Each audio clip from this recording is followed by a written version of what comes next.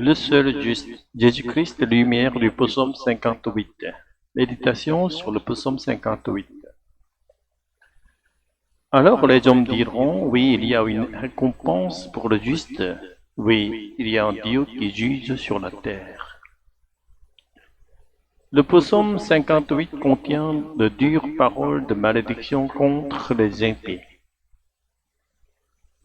Et il implore le jugement de Dieu, ainsi que le salut des justes. Mais une question se pose. Comment se fait-il que des expressions aussi sévères se trouvent dans la Bible, alors que l'écriture est inspirée par l'Esprit Saint dont le caractère est amour et douceur?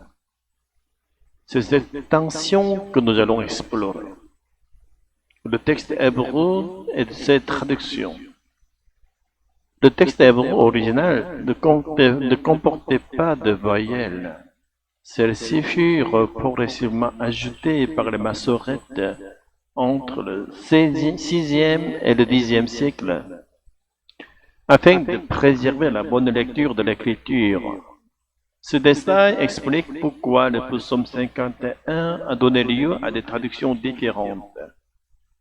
Certains comprennent le mot Elem comme silence.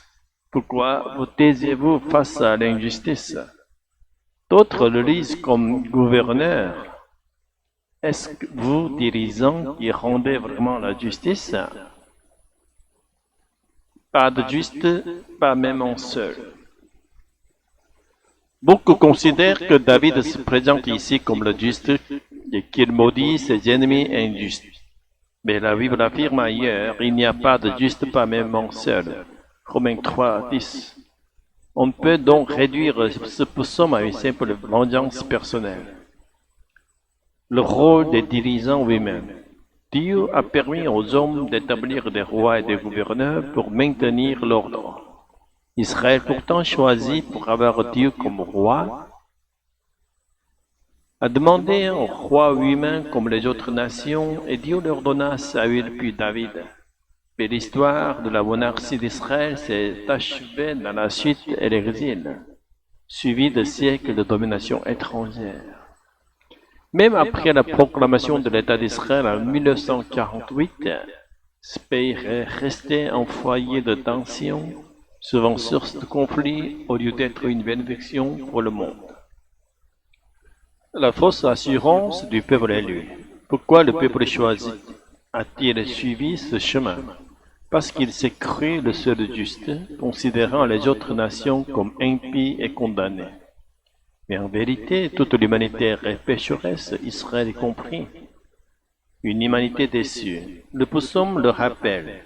Le pécheur ne peut produire que violence et injustice. Depuis le sein maternel, nous sommes égarés, éloignés de Dieu.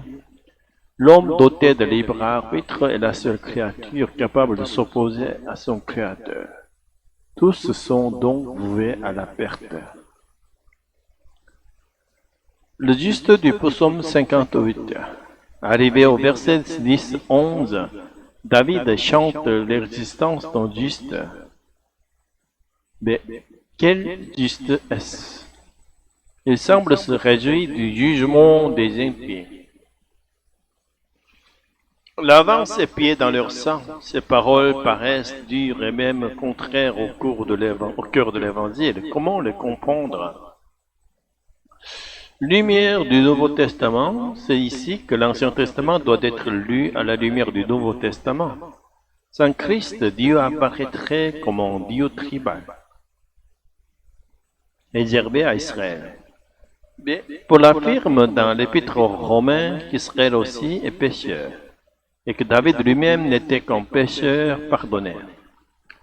Le seul juste véritable annoncé par ce psaume est Jésus-Christ.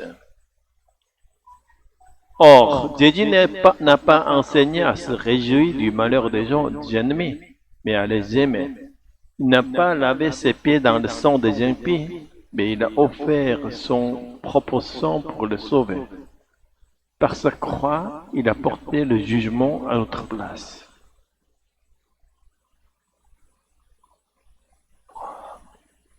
Ainsi, Dieu a livré le juste Jésus au jugement pour sauver tous les pécheurs. Par la foi et par le don du Saint-Esprit, nous passons des pécheurs à justes et recevons la vie éternelle. Voilà la véritable joie de Dieu, non la perte des impies, mais leur salut. Alléluia, Amen. Seigneur notre Dieu, tu es le seul juge véritable et le seul juste est ton Fils Jésus-Christ. Nous reconnaissons que nous sommes pécheurs et que nous ne pouvons pas produire la justice par nous-mêmes. Merci d'avoir livré ton Fils à notre place, afin que par son sang nous soyons pardonnés et que ton Esprit fasse de nous des justes en lui.